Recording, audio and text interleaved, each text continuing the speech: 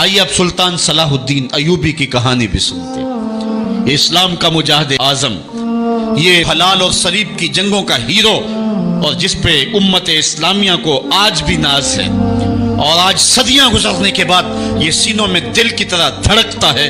سلطان ایوبی کا نام آج بھی دلوں پہ نقش ہے، اور اس کا نام سن کے مردہ جانوں کے اندر بھی زندگی کی حرارت پیدا ہو جاتی ہے۔ اس کے زمانے میں ریجینالڈ بدبخت ایک انگلستان کے شہزادے نے حاجیوں کے قافلے کو روک لیا اور ان کا سامان لوٹ لیا۔ انہوں نے کہا ہم حج پہ جا رہے ہیں، تو نے ہمارا سامان لوٹ لیا، ہمیں جانے دے۔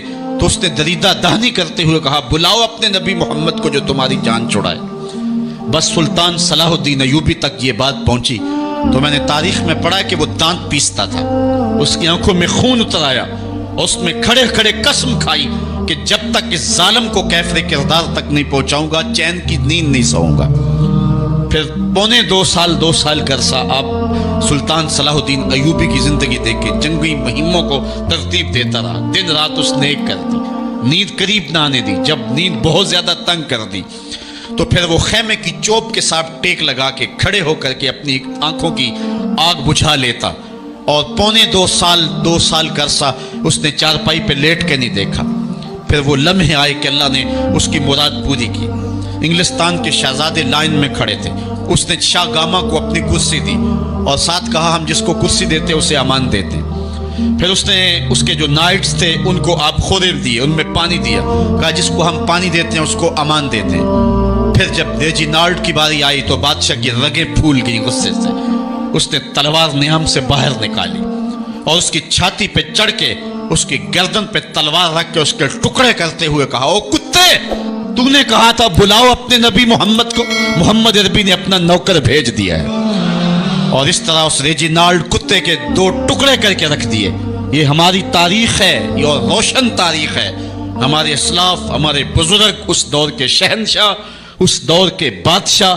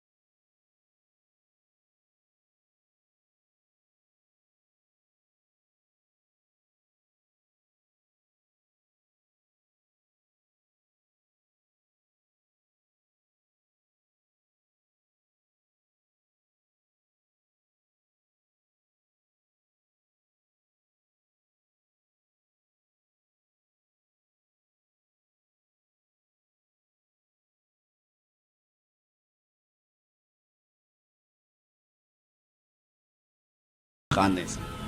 अल्लाह अपने नबी की आबरू की यूं भी हिफाजत करना जानता है। कौन जानता था कि आमर चीमा ये काम सर अंजाम देगा? वो तो टेक्सटाइल की डिग्री लेने गया था, लेकिन गुलामी रसूल की सनद लेके पलटा। मैंने गाजी के जनाजे में शिरकत की है। आप नेट पे जाएं और वहां उसके जनाजे की तस्वीर देखें, या कहीं तस्वीर आपको मुयस्सर हो। जनाजा लोगों की उंगलियों पे है, भारी ताबूत और उसके अंदर उसका जस्द अतहर, लेकिन हाथों पे नहीं है, आपको उंगलियों के पोरों पे नजर आएगा। और ऐसे मनाजर भी देखने वालों ने देखे कि रश की वजह से लोग नीचे से हट भी जाते और वो फिर भी हवाओं में तैरता रहता। आप जाके देख ले, मैं कोई हवा में बात नहीं कर रहा, बिल्कुल उंगलियों के पोरे पे मैं खुद शामिल था। और मेरी समझ में उस वक्त बात नहीं आती थी कि ये क्या माजरा है, इतना भारी संदूक और उंगलियों के पोरों पे। फिर एक दिन हजरत साद बिन मुआज की कहानियां पढ़ रहा था कि उनका जनाजा बड़ा हल्का था। तो पूछा गया तो फरमाया कि साद के जनाजे को सिर्फ इंसान ही जो है वो कंधा नहीं दे रहे, फरिश्ते भी कंधा दे रहे हैं।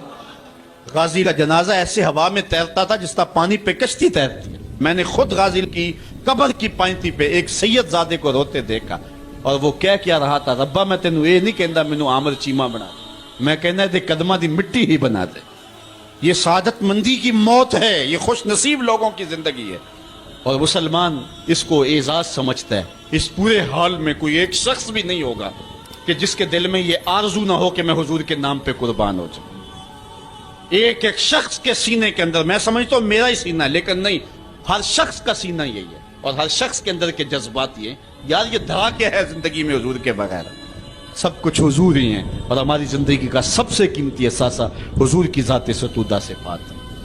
आपको जुम्मतुल मुबारक को जो कॉल दी गई उसमें भरपूर शामिल हो, जहां जहां से आए हैं वहां जो जुलूस हो भरपूर शामिल हो, लोगों को तरगीब दें, और इसको जो है वो बहुत बड़े साइज के अंदर जुलूसों को मुनक़िद करें, ताकि मगरब को पैगाम जाए कि ये थके हुए, मांदे हुए, हारे हुए, ये जो है वो मुआशी बहरानों के पिसे हुए लोग जब भी अपने मन का सौदा करते हैं तो बाजार मुस्तफ़ा में ही करते हैं। उनको पैगाम जाए और हमारी नस्लों के अंदर भी ये जज्बे जागे, अपने बच्चों को भी उंगलियों से ला करके जो है वो इन जुलूसों के अंदर ले करके आएं, और इस सादत मंदी के सफर के अंदर उनको भी शामिल रखें, ताकि उनके अंदर भी ये जज्बे बेदार हों कि मोहम्मद से वफा तूने तो हम तेरे हैं, ये जहां चीज है क्या लौहो कलम तेरे। हम तारीख के कमज़ोर दौर में भी देखते हैं जब सल्तनत उस्मानिया का कमज़ोर खलीफा सुल्तान अब्दुल हमीद तमाम सफ़ीरों को बुला करके उन्हें कहता है कि मुझे ये इत्तला मिली है कि तुम्हारे मुल्क में एक ऐसी फिल्म की नुमाइश होने वाली है जिसमें पैगंबर रहमत सल्लल्लाहु अलैहि वसल्लम की तौहीन और तनकीस के पहलू निकलते हैं। तो उन्होंने कहा कि हम इसका कल जवाब देंगे। तो अगले दिन उन्होंने दरबार में हाजिर होकर के कहा कि उस फिल्म के लिए टिकटें तकसीम हो चुकी हैं और उसको रोकना मुमकिन नहीं है। तो सुल्तान अब्दुल हमीद अपने हाथ में तलवार पकड़ता है और फिर अपनी कुर्सी से उठ के खड़ा हो जाता है, कहता है तुम करके देखो, ये तलवार फिर तुम्हारा फैसला करेगी। और फिर वो फिल्म रिलीज नहीं हो सकी थी। ये मैं आपको इस्लाम के ताकतवर दौर की कहानी नहीं सुना रहा। सल्तनत उस्मानिया का कमज़ोर तरीन खलीफा ये सुल्तान अब्दुल हमीद की कहानी है। ये हमारे दौरे ज़वाल की कहानी है और उनमें ये हिम्मत ना हो सकी। और जो हमारा माजी है वो तो इस हवाले से इतना शानदार है। हमारे असलाफ, हमारे बुजुर्ग और उस दौर के हुक्मरान हुजूर अलैहिस्सलाम की आबरू का जिस अंदाज से पहरा देते रहे और अहले इल्म ने जिस बांकपन के साथ उस जमाने में फतवे दिए थे, हम बहुत कुछ बर्दाश्त करते आए हैं और बहुत मामलात को हम जो है वो सहने की सकत भी अपने अंदर पाते हैं। लेकिन ये बात जहन में रखें कि हमारे अंदर ये ताकत नहीं है कि हम हुजूर की तौहीन को बर्दाश्त कर लें। हमारा सबसे कीमती असासा और कायनात की सबसे बड़ी दौलत हुजूर की आबरू है। उसकी जो भी हमें कीमत देना पड़ी, हम हर सूरत के अंदर वो कीमत अदा करके नामूसे रिसालत का पहरा देंगे इंशाअल्लाह। और दुनिया ने देख लिया है हम इतने कमज़ोर नहीं हैं। शायद उन्होंने हुक्मरानों के चेहरों से अवाम के चेहरों को देखने की कोशिश की थी, लेकिन ऐसा नहीं है। जिनके मफादात मगरब से वाबस्ता हैं और जिनके पैसे मगरब के बैंकों में हैं और जिनकी अय्याशियों पर मुश्तमिल वीडियो उनके पास मौजूद हैं, वो तो बुज़दिल कोई बात करने की हिम्मत नहीं रखते। और जिन्होंने अपनी ज़िंदगी का सौदा ही बाज़ार मोहम्मद में किया है, तो फिर उन्हें कोई डर और कोई बाक और कोई खौफ नहीं है, और वो हुजूर के नाम पे सब कुछ लुटाने के लिए हमेशा आमादा रहते हैं। कोई उनके साथ चले या ना चले। लाहौर के अंदर परसों दरस कुरान के बाद मैं एक दूसरी जगह दरस कुरान पे जा रहा था, तो मैंने एक तंग गली में देखा कि एक बूढ़ा शख्स था जिसकी उम्र कोई 80 साल के करीब होगी। उसका हुलिया भी नहीं बता रहा था कि वो कोई मजहबी शख्स है, उसकी वज़ाकता भी ऐसी थी और उसका लिबास भी कुछ ऐसा था। लेकिन अपने 10 या 12 साल के पोते को उसने बिठाया था मोटरसाइकिल पे और पीछे खुद बैठा हुआ था और हाथ में प्ले कार्ड उठाया हुआ था और उसके ऊपर लिखा था, काली कमली वाले तुम पे लाखों सलाम। और वो गलियों में घूमता था और उसकी आंखों में जो आंसू और चमक थी वो बता रही थी और मगरब को पैगाम दे रही थी कि हम गुनाहगार जरूर हो सकते हैं, मोहम्मद अरबी की चौखट के गद्दार नहीं हो सकते हैं। हमारा सबसे कीमती असासा हुजूर अलैहिस्सलातु वस्सलाम की आबरू पे कुर्बानी देना है और ये हमारी जिंदगी की सादतमंदी है। इमाम मालिक ने कहा था कि दो ही चीजें हैं दुनिया के ऊपर, या आशिकाने रसूल जिंदा रहें या गुस्ताखाने रसूल जिंदा रहें, दोनों एक साथ जिंदा नहीं रह सकते हैं। और अब वो वक्त आ गया है कि हम पूरी कुव्वत के साथ खड़े होकर के इस बात का ऐलान करें और पूरी उम्मत सीसा पिलाई हुई दीवार बन जाए और उम्मत का एक एक बच्चा गाजी इल्मुद्दीन शहीद बन जाए, गाजी आमर चीमा बन जाए, मगरब की वादियां भी गूंज उठे और मशरक के दीवारों दर भी गूंज उठे और जिधर ही कान लगाएं मेरे मोहम्मद अरबी के कसीदे ही सुनाई दें।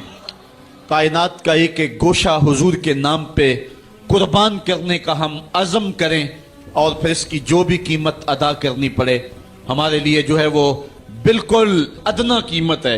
मेरे इमाम ने कहा था, आज भी बरेली की गलियों से सदा आती है, करूं तेरे नाम पे जां फिदा, ना एक जां दो जहां फिदा, दो जहां से भी नहीं जी भरा, क्या करूं करोड़ों जहां नहीं।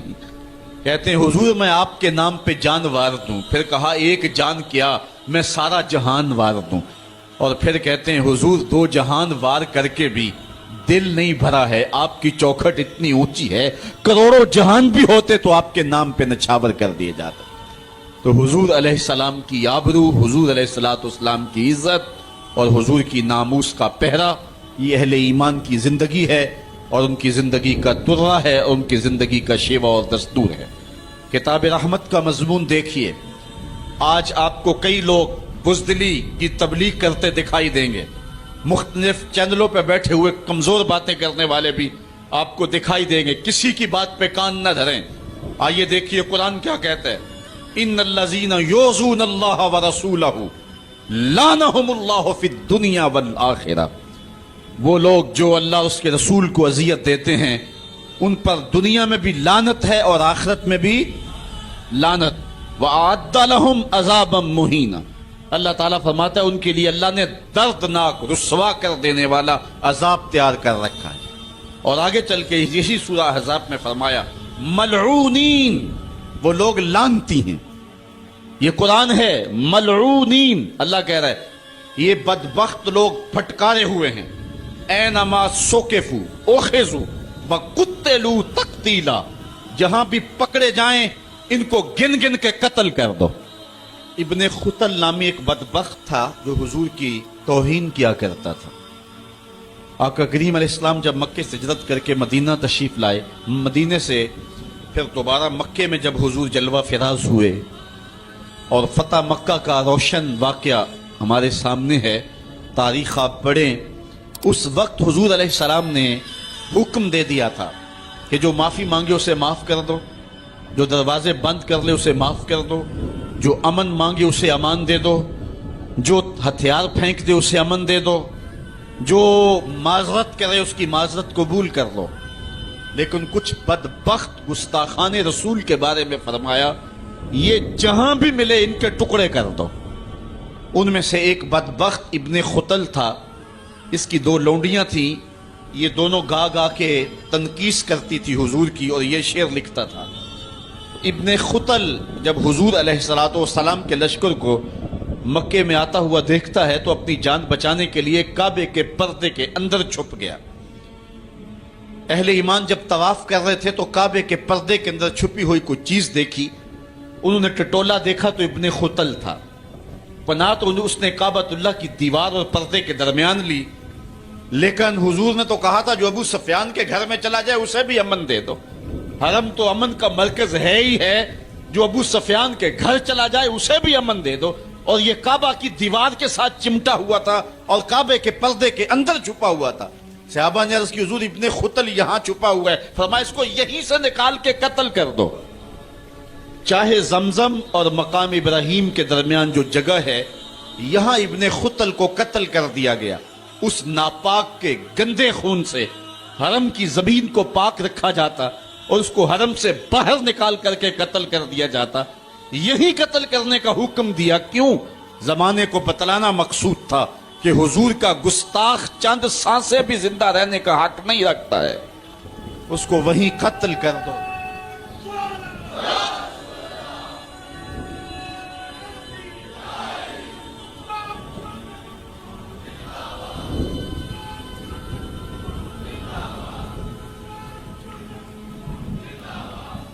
آج ہم یاد کرتے ہیں سلطان صلاح الدین ایوبی، آج یاد آتا ہے سلطان نور الدین زنگی، جنہوں نے نام محمد پر اپنا سب کچھ وار دینے کا عزم کر رکھا۔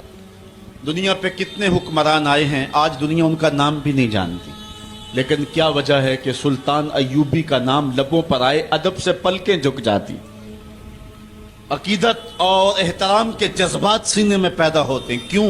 اس لیے کہ حضور علیہ السلام کے نام پر اس نے وفا کی ہے، اور یہ رب کا وعدہ ہے کہ جو میرے رسول سے وفا کرے گا پھر اس کو میں مرنے نہیں دوں گا۔ اقبال نے اپنا سارا فلسفہ شعر میں نچوڑا ہے کہ محمد سے وفا تو نے تو ہم تیرے ہیں، یہ جہاں چیز ہے کیا لوح و قلم تیرے۔ تو حضور کے نام پہ جن لوگوں نے وفا کی ہے رب نے پھر انہیں مرنے نہیں دیا۔ آج بھی سلطان صلاح الدین ایوبی کی قبر بھی زندہ ہے، آج نور الدین زنگی کی قبر بھی زندہ ہے۔ اچھا یہ بات میں بتاؤں کہ حضور علیہ السلام کے گستاخوں کے ساتھ نپٹنا یہ ہر شخص کے بس کا روگ بھی نہیں ہے، یہ ڈیوٹی بھی رب کی طرف سے ہوتی ہے، اور رسول اللہ جس کو پسند کریں اس کی ہی یہ ڈیوٹی لگاتے ہیں، ورنہ کس کے سینے میں یہ آرزو نہیں مچلتی؟ جب راجپال نے توہین کی تھی تو کون نہیں چاہتا تھا کہ اس کی گردن کاٹوں، لیکن سعادت مندی نصیب ہوئی تو غازی علم الدین شہید کو نصیب ہوئے۔ علامہ اقبال علیہ رحمہ نے کہا تھا جنازے میں کیسی گلیں ہی کردے رہ گئے، ترکھانہ دا منڈا نمبر لے گیا۔ حضرت پیر جماعت علی شاہ رحمۃ اللہ تعالی علیہ نے کہا تھا غازی علم الدین کے جنازے پہ گردن جھکائے چل رہے تھے، آنکھوں میں آنسو تھے۔ 6 لاکھ لوگ حضرت غازی علم الدین کے جنازے میں شامل ہوا تھا۔ سید دیدار علی شاہ صاحب جب جنازہ پڑھانے کے لیے کھڑے ہوئے تو غش کھا کے گر پڑے۔ بعد میں جب اٹھے اور جنازہ پڑھایا تو کسی نے کہا حضرت آپ نے بڑے بڑے جنازے پڑھائے ہیں، کبھی یہ کیفیت آپ کی ہوئی نہیں ہے۔ فرمایا جنازے بڑے پڑھائے ہیں لیکن کبھی حضور کا دیدار نہیں ہوا ہے۔ آج پہلی بار یہ موقع ملا، ادھر جنازہ پڑھانے لگا، ادھر آمنہ کا لال بھی سامنے تھا۔ حضرت پیر امیر ملت علیہ رحمہ گردن جھکائے چل رہے تھے تو آپ نے کہا لوگوں میں نے بڑے بڑے بادشاہوں کی کہانیاں پڑھی ہیں، میرے دل میں کبھی یہ امنگ نہیں جاگی کہ فلاں بادشاہ میں ہوتا۔ جو فقیر ہوتا ہے وہ خود ہی شہنشاہ ہوتا ہے، اس لیے اس کے دل میں یہ آرزو کیوں پیدا ہو کہ وہ بادشاہ ہو، وہ خود ہی شہنشاہ ہوتا ہے۔ کہتے ہیں میں نے بڑے بڑے پہلوانوں کے تذکرے سنے ہیں، میرے دل میں یہ امنگ بھی نہیں جاگی کہ فلاں پہلوان میں ہوتا۔ اور پھر فرمانے لگے لوگوں میں نے بڑے بڑے ولیوں کے تذکرے سنے، میں نے کبھی یہ آرزو بھی سینے میں نہیں پائی کہ فلاں ولی میں ہوتا۔ لیکن آج غازی علم الدین کا جنازہ لوگوں کے کندھوں پہ جا رہا ہے، میرے دل میں آج یہ انگڑائیاں جذبات لے رہے ہیں، کاش آج اس چارپائی پہ جماعت علی شاہ ہوتا۔ یہ آرزو، یہ تمنا، یہ خواہش میرے دل میں انگڑائیاں لے رہے ہیں۔ یہ سعادت مندیاں ہیں، یہ خوش نصیب لوگوں کا مقصوم ہے، اور یہ مقدر والے لوگوں کو سعادت مندی نصیب ہوتی ہے۔ یہ یہودی یہ شروع سے पैगंबर हुस्न जमाल हुजूर अलैहिस्सलाम की तौहीन व तनकीस को शियार जिंदगी रखते हैं। तो एक ज़माने में इन्होंने साजिश की और आका करीम के रोज़ा अतहर से हुजूर के जस्द अतहर को चुराने की साजिश की, और जिसकी हिफाजत मेरा रब करे, कौन उस महबूब का बाल बीका कर सकता है। ये जो कुछ हो रहा है ये हमारा इम्तिहान है, वरना जिसके सर पे वाराफाना लाका जिक्र का ताज मेरे रब ने रखा है, भला उसकी शान को कोई घटा सकता है। जिदा जिक्र खुदा बुलंद करे, केड़ा जम्या उसनो बंद करे। इस जिक्र दा हाफिज आप खुदा, पढ़ो ला इलाहा, खुद अल्लाह हिफाजत करने वाला है जिक्र की। ये ताज रब ने महबूब के सर पे रखा हुआ है, इसलिए चांद की तरफ मुंह करके थूकने से चांद की नूरी किरणों को मैला नहीं किया जा सकता। थूकने वाले का अपना मुंह गंदा होगा, लेकिन चांद कल भी रोशन था, चांद आज भी रोशन रहेगा। मदीने वाले चांद की अजमतों को कोई गहना सकता ही नहीं है, क्योंकि जिसके सर पे वाराफाना लका जिक्र की चादर मेरे रब ने तान दी है, उसकी अजमतों को कोई घटा सकता ही नहीं है। ये इम्तिहान हमारा है, ये आजमाइश हमारी है। अल्लाह अकबर। तो मैंने कहा कि ये सादतमंद लोगों का मकसूम होता है। तो ज़माने में कुछ बदनसीब यहूदियों ने यह साजिश की कि हुजूर के जस्द अतहर को रोज़ा अनवर से निकाल लिया जाए, और फिर बाकायदा उन्होंने दो अशखास को वज़ाइफ पढ़ा करके, दाढ़ियाँ रखवा करके, जुब्बा और दस्तार पहना करके मदीने में भेजा, सूफिया के, नेकोकारों के, उलमा के, जाहिदीन के रूप में। और उन्होंने वहाँ एक जगह किराए पे ले ली और अपनी कार्रवाई का आगाज़ कर दिया। वो अपने कमरे के अंदर सुरंग खोदते और रोज़ाना मिट्टी निकालते, और रात के अंधेरे में बकी के कब्रिस्तान में कब्रों के ऊपर मिट्टी डाल के आ जाते, और सारा दिन तस्बीह लिए अल्लाह अल्लाह करते रहते। लोग कहते कि ये तो बड़े साले लोग हैं, और फिर लोगों को खैरात भी करते। लेकिन कार्रवाइयाँ और अंदाज ये था, लिबास खिज़र में रहजनी कर रहे थे, और ये डाकू और ये रहजन लटेरे एक बहुत खतरनाक मुहिम पे आए हुए थे। जब वो बिल्कुल करीब पहुंच गए, और एक रिवायत में आता है कि हजरत उमर के पांव का अंगूठा भी नंगा हो गया, हुजूर अलैहिस्सलाम सुल्तान नूरुद्दीन जंगी को ख्वाब में मिले, और इनकी शक्लें दिखाई कि ये दो मूजी मुझको तकलीफ दे रहे हैं। तो सुल्तान फौरन उठा और कहा, मदीने में कोई गैर मामूली वाक़या ज़हूर पजीर हुआ है। और उसने जल्दी से कुछ सवारों को अपने साथ लिया और कुछ खजाना साथ लिया, और फौजों को हुक्म दिया कि वो तैयार हो करके जल्दी मेरे पीछे आए। मदीने में पहुंच करके उसने दावत आम कर दी और लोगों को कहा कि आओ मेरे दस्तरखाने